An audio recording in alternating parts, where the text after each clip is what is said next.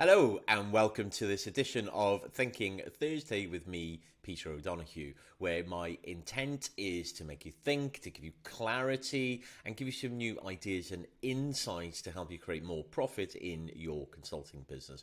All without the typical unusual stuffy BS that most people writing about consultants do. So let's get started. So of course, if you're watching the newsletter on video, this is a placeholder, so this is where it'll be. So the tip for thinking is simplify your pricing structure to shorten your sales cycle and avoid client confusion. So getting your pricing strategy right is key to driving cash flow and ensuring sustained business growth. Yet one of the most common pitfalls I see among consultants I work with is their approach to their pricing strategies and then their pitching methods about how they present that to clients. So here's an immediately actionable tip to navigate, to simplify your process. Okay.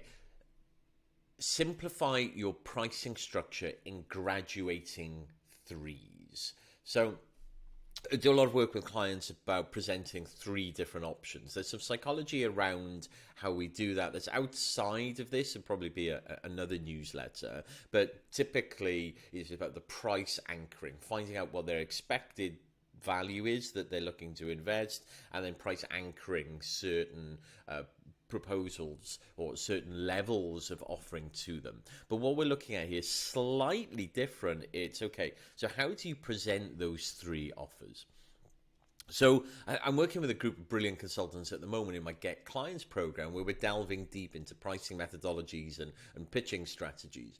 And one piece of advice that I consistently underscore is this importance of presenting three pricing options to a client. However, I see consultants make a mistake in how they create these pricing offers. So they tend to offer either three very distinct services or a shopping list with one service with a shopping list of things around it.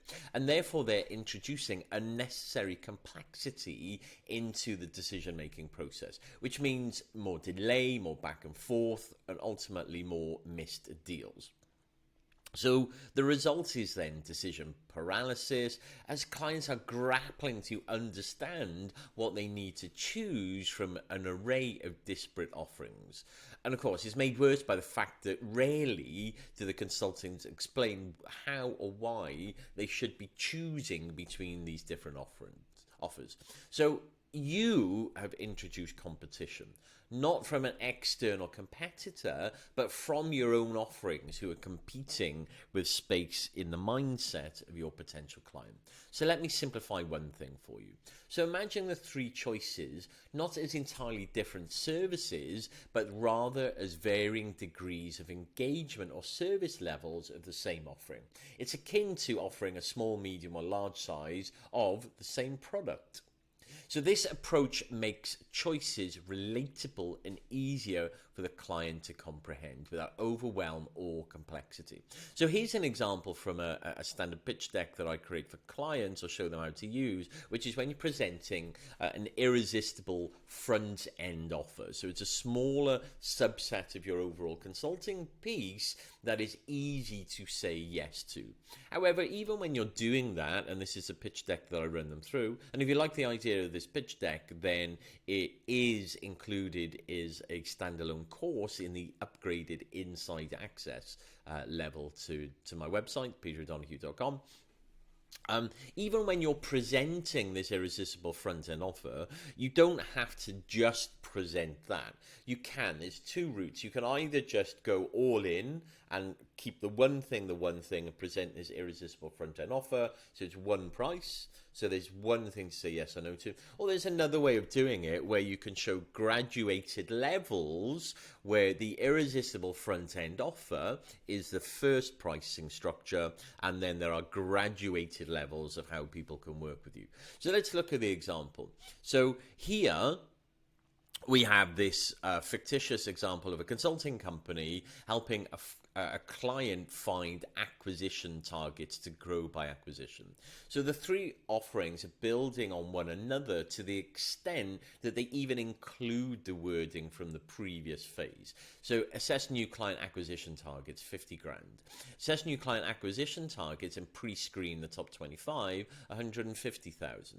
Assess new acquisition targets, pre-screen the top 25, run due diligence and propose terms to top 3, so 250,000. So the graduations of the same service, just more involved. They are not competing against each other. So the choice now becomes, at what level of engagement does the client jump in, not what approach to take.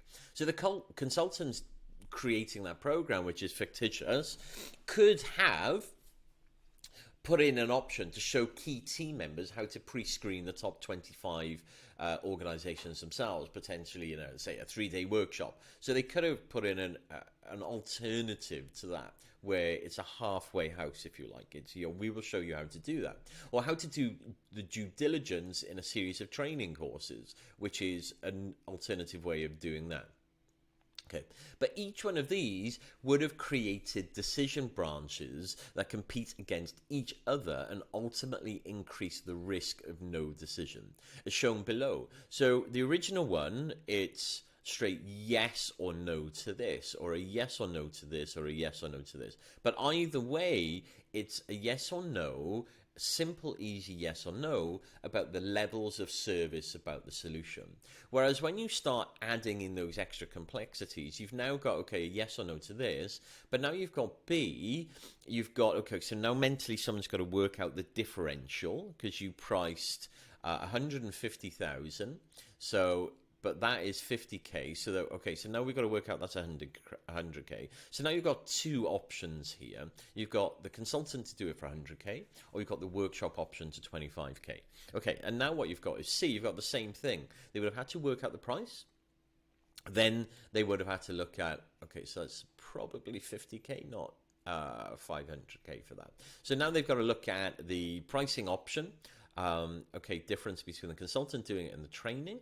Then they would need to understand more about the complexities and what's the difference between the consultant doing it and the training. And then we're going to look at, okay, so actually, so if we had that from you, great. But then we also had this in a workshop version. Does that mean we can't have the consulting here, or does that force us to have this training? So there's so many knock-on implications. So while all of these might sound good solutions, what they're actually doing is confusing the issue at hand. It's what we need to be doing is simplifying the decisions that we're offering to the client, making it easy for them to say yes or no to. When I do work with clients, we create processes where even if they say no, for example, to the consulting offer, you can go back and show them, okay, well, why is it that you're saying no? And you can offer them opportunities to still work with you, buy those workshops, buy those training courses, whatever your methodology is there, but keep the one thing the one thing. So this approach will prevent your options from competing against each other and will instead facilitate a smoother decision-making process for your clients. So remember, the goal here is to make saying yes to your proposal straightforward and enticing as possible for your clients. Therefore, focus on greasing the slides or greasing the wheels with pricing options that resonate, make sense, and ultimately lead to more closed deals. After all, simplicity is the ultimate sophistication. And as I've said, if you like this pitch deck, it's included in one of the mini training courses inside the Insider Level membership. Okay, so I'm playing with a new format for the newsletter.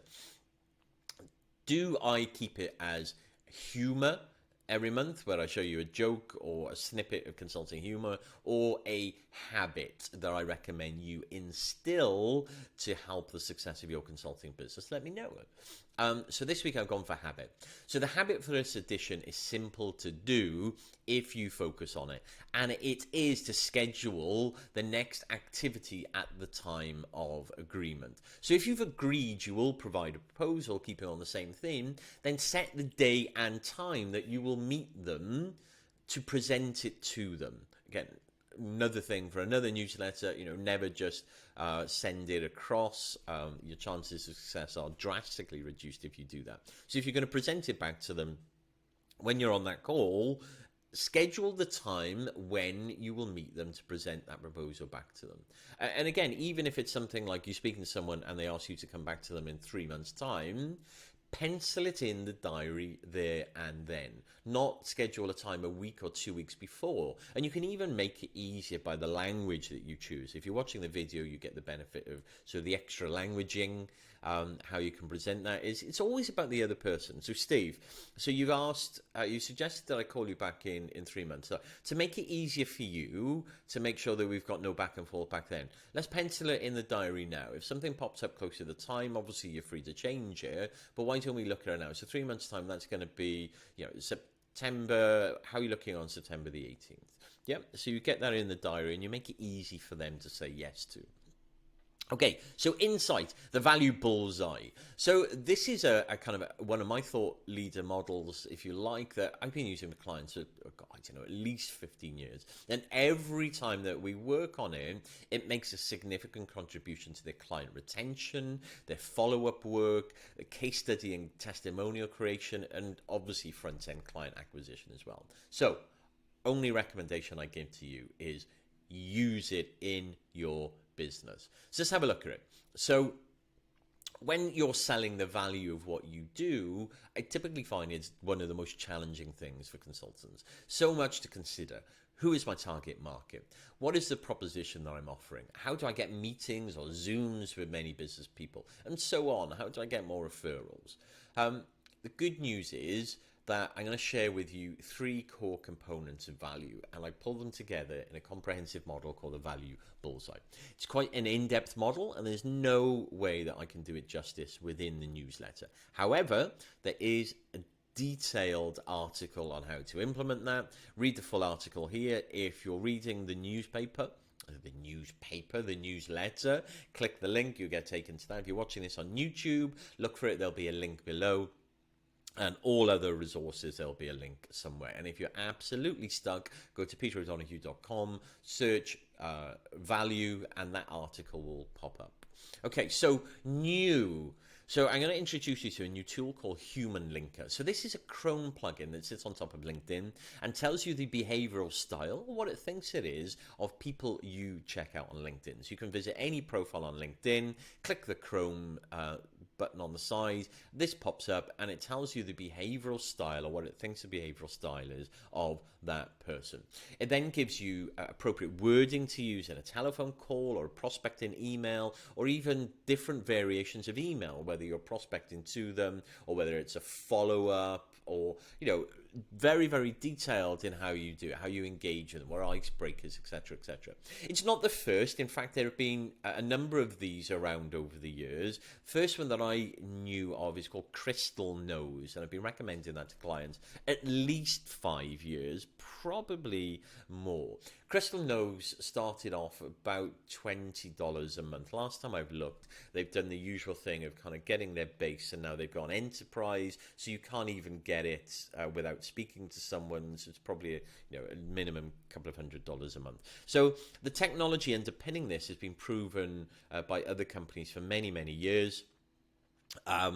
However, Human Linker is the one now. It's probably the new kid on the block. It's still about $20. It's really worthwhile giving it a go, especially if you're into disc profiling, behavioral profiling, and you believe that people can be assessed that have a style that influences how you communicate to them and how they like to be communicated with. So here's mine. So it's assessed me as a sort of influencer, so high D, high I at the moment, and it does that by looking at my LinkedIn content, what other people say of me, and lots of different ways. Apparently, I didn't go into too much detail, but it's relatively right based on if you believe disc profiling. I've had many disc profiles before, and that while they change, again, it's not for this one, but I'm a big believer that behavioral profiling is okay. I actually used to train on disc profiling. However, the more that I've kind of evolved in my mindset around this. I believe that sometimes it can be limiting because it forces a fixed mindset on you. This piece about you are your personality, and then you mold it to the job, but you'll always bounce back to that personality. The more I've matured, I'm a bigger believer now that you can actually change your personality, but that's a different offshoot. So what this is giving you is a view or an insight into what your personality or what someone else's personality is right now. So it'll help you create emails, wording, how to say it, what to say. So for example, a lot of cold emailing people, or people, send me things, are you free for a chat? My profile, that is the worst thing that you can do. I hate, as a high, what you call a high D, I hate people emailing me asking for a chat. Just tell me what you want, tell me how long it's, and tell me what's in it for me. This whole, you've got time to chat. No, if you've got time to chat to waste your day away, it's great for you. Don't get me involved. So you'll get tips and things like that from Human Linker. It's, definitely worth a blast to try out. Okay, so knowledge. So it's not a book. I love my books. I'm an avid book reader. But today, the knowledge section of the Thinking Thursday newsletter is looking at AI research paper analysis. So when I did my bachelor's degree, far too many years ago that I care to mention, we used to have microfiche films where we'd go and get this piece of acetate, and you'd have to be looking through them because an article would be condensed to a tiny block like that. You had to look through them through these magnifying glasses of a machine.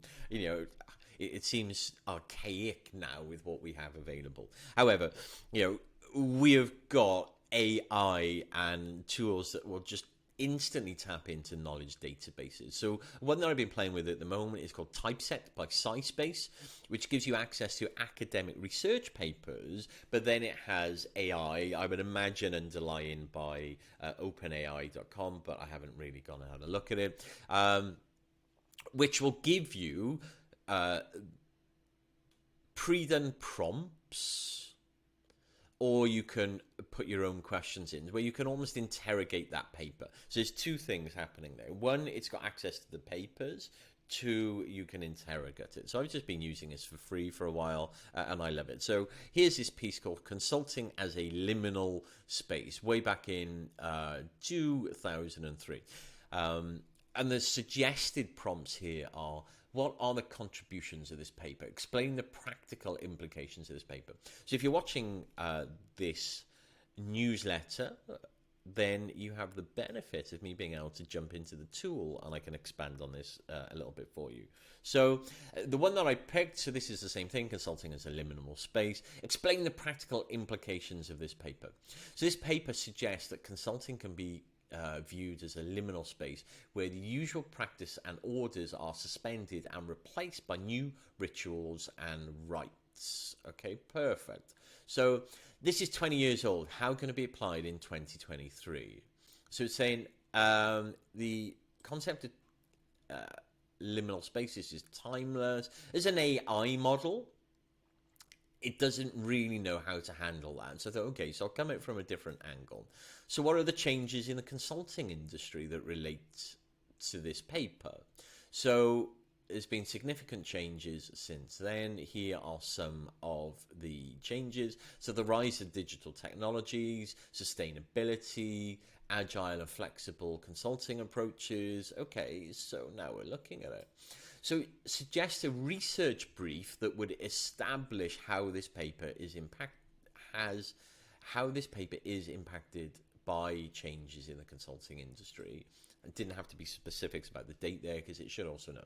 So a research brief that would establish those things. Background. Provide an overview of the consulting industry and how its evolution over the past 2 decades, highlighted the key changes that have occurred. Research question. Formulate a research question that addresses how the concept of consulting as a liminal space is impacted by changes in the consulting industry. And then it goes on to give me one. How changes in the consulting industry since 2003 affected the concept of consulting as a liminal space. Here's a methodology. Here's the data collection and analysis. Again, bear in mind, half an hour before I created this this newsletter, I had no comprehension that people were looking at consulting as a liminal space. And yeah, same for you.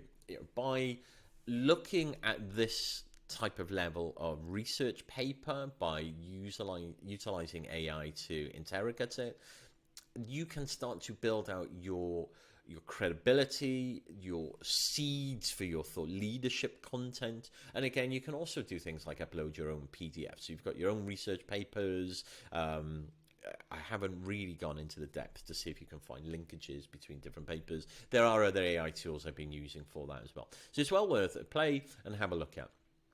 Okay, so for me, that's a wrap. Please don't miss the next issue and let me have some feedback. Do you like the humor, or do you like anything else? What would you like to see in this newsletter? If for any reason you found this newsletter in your spam folder, please drag it back into your inbox. And then that way you'll be guaranteed that you get it next week. And then also, I've not worked out how to downsize the picture on there.